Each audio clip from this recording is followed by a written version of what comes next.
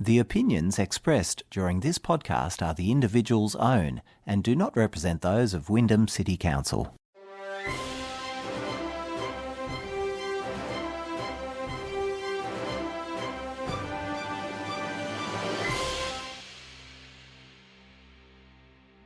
Hello and welcome to Recently Returned, the bookish podcast by Wyndham City Libraries.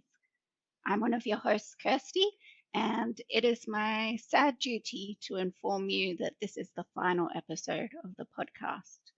We're going out with a bang though, so stay tuned for heaps of book recommendations. Joining me today is Anita, whose voice you might recognize from previous episodes of the podcast. Anita, care to tell people what they're in for with today's episode? Thanks, Kirsty, and hello, everyone. Well, today you're in for a treat. We're going to share the most borrowed books from our library collection in 2023, share some staff and public recommendations, and take a closer look at mine and Kirsty's favourite reads from last year. And hopefully you'll hear about your next great read right here. I've had a sneak peek at the lists, and I've definitely made some notes on things I want to read, although our most borrowed fiction title is part of a series, so I'd probably have some work to do catching up with that one. Oh, yeah? It's No Plan B by Lee Child, which is the 27th book in the Jack Reacher series, written with his younger brother, Andrew Child. The second most borrowed fiction title of 2023 was Lessons in Chemistry by Bonnie Garmus, if you're after something a bit more standalone. Speaking of books our borrowers love, one of our Wyndham readers, Robin, rang in earlier this year and recommended The Personal Librarian by Marie Benedict. Thanks so much, Robin. We love to hear what people have been reading. Absolutely. And that goes for you as well, Anita. I want to hear what your favourite read from last year was. Well, 2023 was a good reading year, and I had quite a few titles to choose from. But in the end, the winner for me was The Benevolent Society of Ill-Mannered Ladies by Alison Goodman. Yay!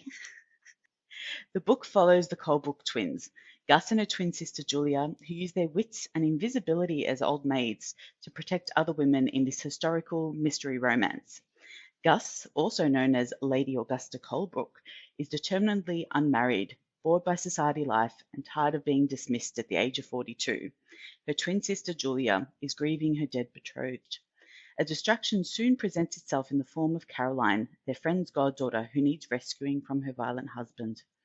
The sisters set out to Caroline's country estate with a plan, but their carriage is accosted by a highwayman. It all sounds very intriguing at this stage, doesn't it? And in that scuffle, Gus accidentally shoots the ruffian, only to discover he's Lord Evan Belford, an acquaintance from their past who was charged with murder and exiled to Australia 20 years ago. The plot thickens. So with Lord Evan injured and unconscious, the sisters have no choice but to bring him on their mission to save Caroline. What follows is a high adventure full of danger, clear improvisation, heart-racing near misses, and a little help from a revived and rather charming Lord Evan. And so begins the adventures of the Colebrook twins. This was a delightful read with charming characters that I found very easy to become attached to, and a well-plotted storyline that I didn't want to put down.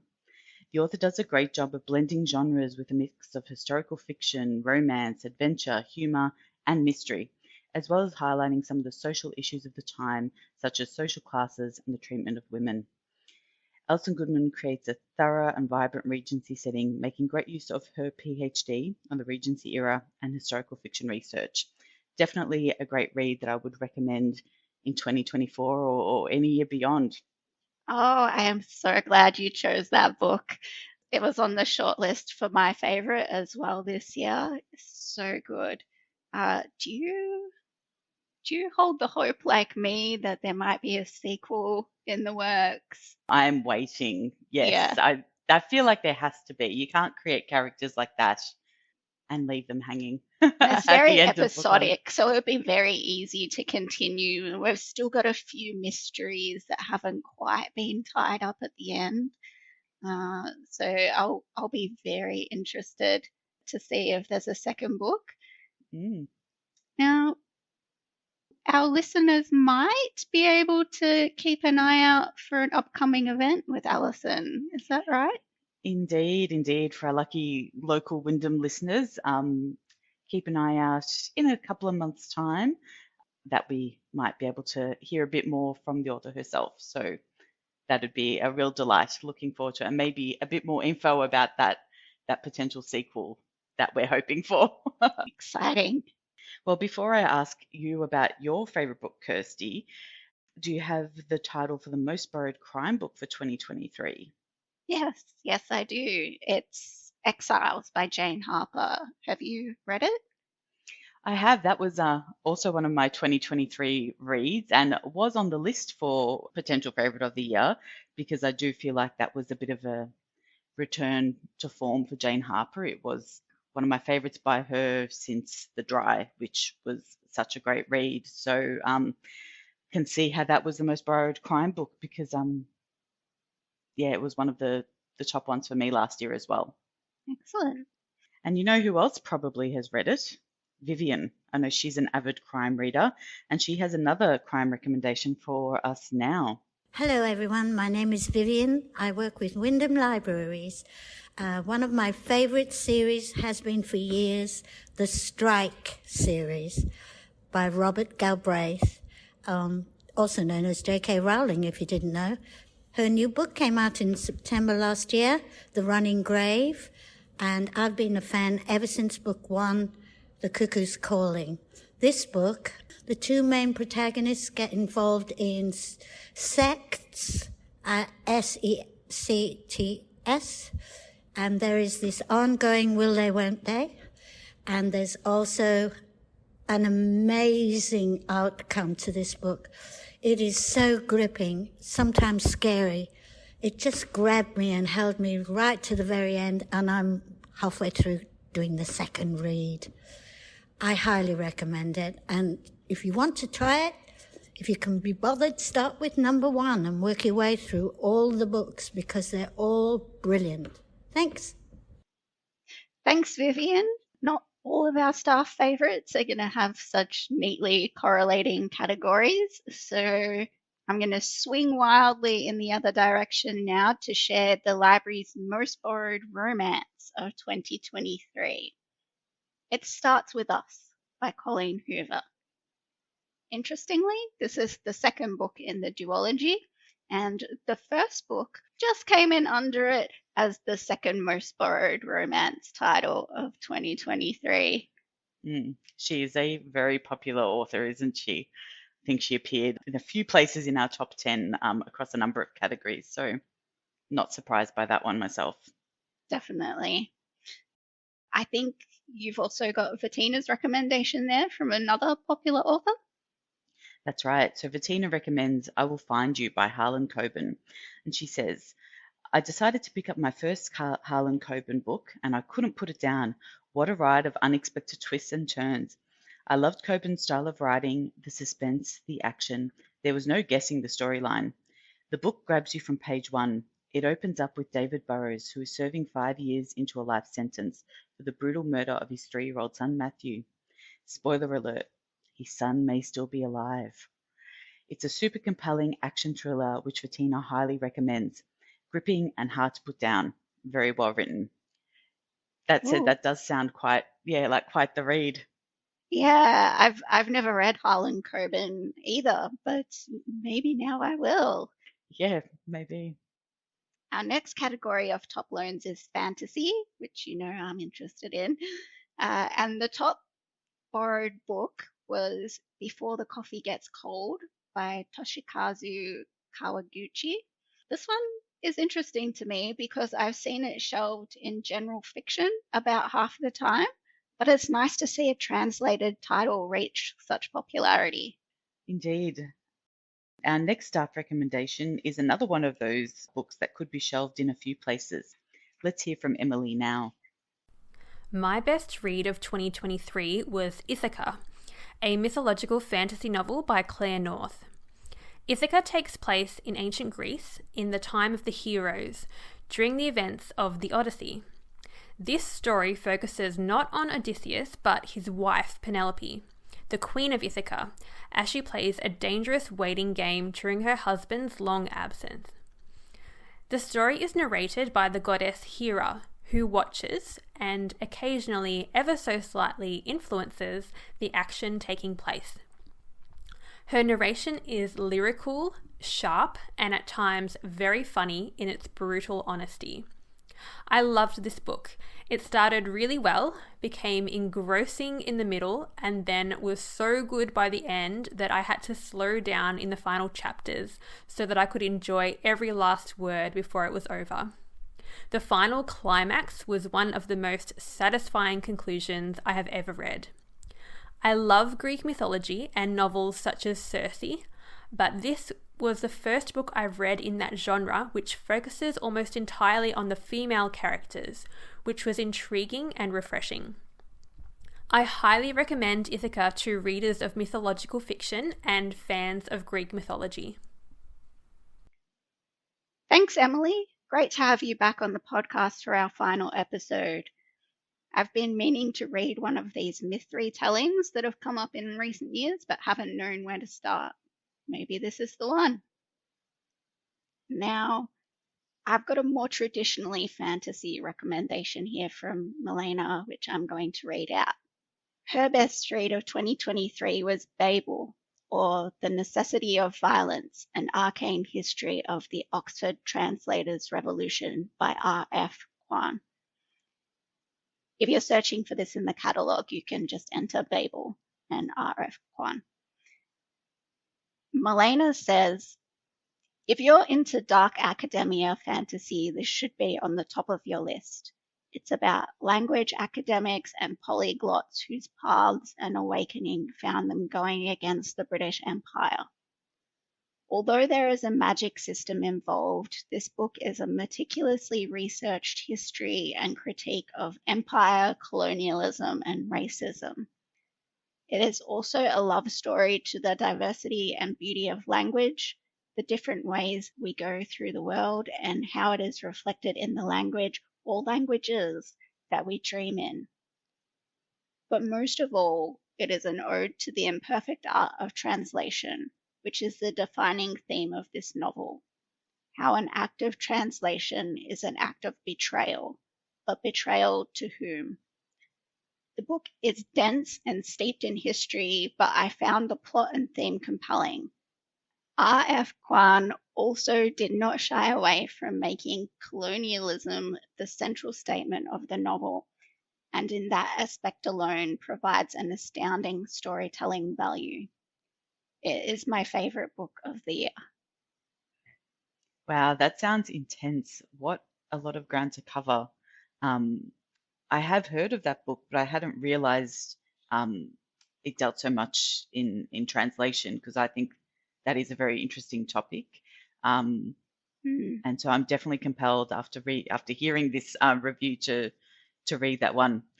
Another one from today's podcast onto my to read pile. Yes, Thank you. Yes, same here. Although I think I might give it a little space first, because I'm currently in the midst of a dense novel also relating to libraries and language and things like that. So maybe a little gap in between. Maybe that Harlan Coben or something before before Babel. Page-turning adventure. And you'll have to tell me about that book you're currently reading, perhaps after today's podcast. I'm very curious. But now it's time for us to have a look at fantasy's sister genre, science fiction. And Wyndham's most borrowed science fiction title of 2023 was Wrong Place, Wrong Time by Gillian McAllister. Weirdly, this title wasn't familiar to me at all until I looked at the cover. I've seen it more in general fiction or crime, but the idea of traveling further and further into the past each day to try and solve/prevent a crime is really interesting. I've definitely heard of our next staff recommendation though, and have been meaning to pick it up for a while, so let's hear from Ren now. The best book I read this year was Project Hail Mary by Andy Weir, which I listened to as an audiobook on BorrowBox. When I looked this book up, because I'd seen so many amazing recommendations for it, it really didn't seem like something I would normally be drawn to. It's science fiction and seemed quite detailed in the science part. However, the style of writing and the narrator of the audiobook made it really accessible and easy to follow. It's about a middle grade science teacher who inexplicably wakes up on a spaceship on his own, only accompanied by 2 astronauts who have passed away, and he has no memory of why he's there. The story is fast-paced though, and you find out relatively quickly that he is on a mission to save planet Earth, but it makes no sense why he would be there out of everybody. I won't give you any spoilers, but don't worry about this being a boring book about some guy floating around on a spaceship by himself. There's a lot more to it than that.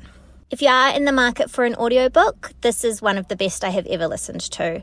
I tried to read the book, I found it a lot harder to follow though, and there were some aspects of the story that translate really beautifully into an audio setting. I'd recommend giving it a go, even if you're not typically into science fiction. Thanks, Ren. Kirsty, I know you love science fiction. Is your favourite from last year a space adventure? Actually, yes, it is. I went back and forth with choosing my favorite book of 2023 because there were so many good ones. I think you witnessed me debating, but I eventually settled on this title because it's something I might not have found or even picked up if I hadn't seen it while shelving, and I'm glad I did. The Scourge Between Stars by Ness Brown is a spine-tingling space horror. The Generation starship Calypso is limping its way back to Earth after a disastrous attempt at colonizing a new planet decades before. They have lost contact with the rest of their fleet, and tensions between the different sectors of the ship, farming, engineering, etc., have reached an all-time high. Then there are the mysterious forces outside the ship that keep catching it in the crossfire as they fight against each other, too big and powerful to notice the humans that have wandered into their path. With so much on her plate, acting Captain Jacqueline initially dismisses the knocking sounds in the walls to pipes settling, to stress, to her imagination, but then the bodies start showing up. Something is inside the ship with them, and it's hungry. The novella starts off with this slow, creeping anxiety, and the dread is ratcheted up bit by bit until it's at fever pitch, and you're just on the edge of your seat as the action really kicks off, and Jacqueline and the security team try to eliminate the threat before the threat eliminates them.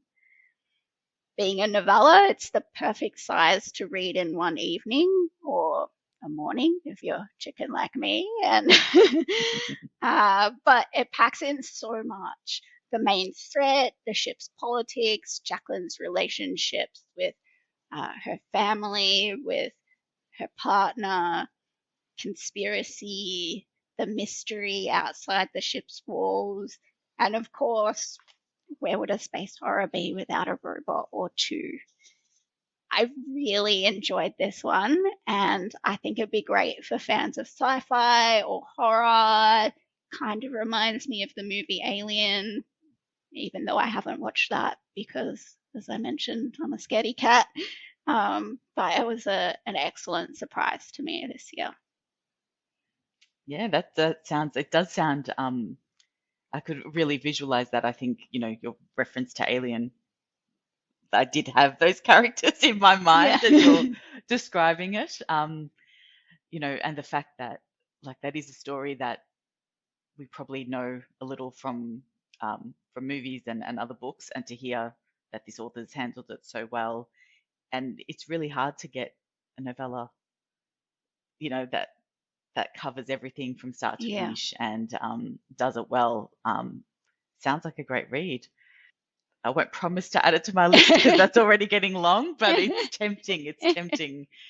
And now to move into a different genre entirely with our most borrowed non-fiction title of 2023, which is actually the same as it was in 2022, if you can remember that far back, Kirsty.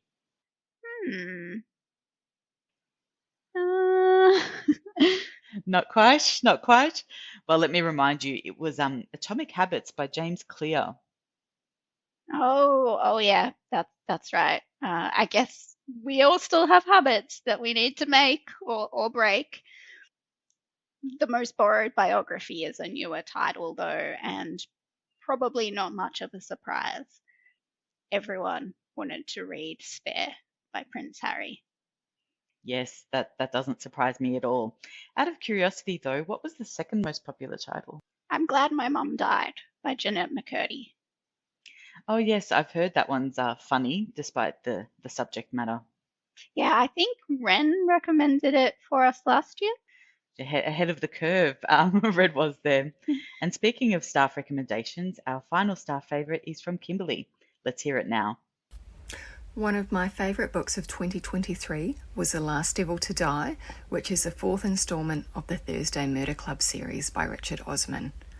The Thursday Murder Club was initially published in 2020, and after reading the first book in the series, I've read every one since. As an avid mystery genre reader, I loved the idea of a weekly club at a retirement home that meets to investigate unsolved murders, and Richard Osman does a magnificent job of creating such a diverse yet cohesive cast of characters and characters of interest. The fourth book in the series is yet another murder investigation with the usual plot twists and turns, but this time with a side of emotional devastation that I'm still finding difficult to get past 3 months later. Oh, people keep telling me to read this series. You've read it though, haven't you, Anita? I have. Yeah, and what a charming series it is, and it's only getting better, I think. So I'm looking forward to reading the titles ahead. And if you haven't read it already, I would recommend adding yet more titles to your reading list with those ones too. Oh, the list, it's out of control, but where would we be if we weren't adding more to it? And that's such a great book to end our final episode on. Thanks so much to everyone who sent in their favorite reads. And of course, thanks so much for listening these last few years. We've loved talking about books and hearing what you've been reading.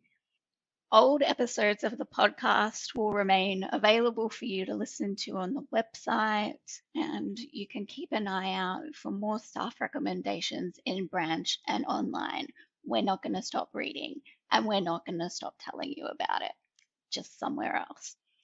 And of course, thank you to Anita for being my co-pilot for this final episode of the podcast. You've been great. My pleasure, as always, and an honour, really. As you say, it's been a real delight recording these for everyone and seeing my reading list grow each time that we have done an episode. Thank you, everyone. Farewell and happy reading.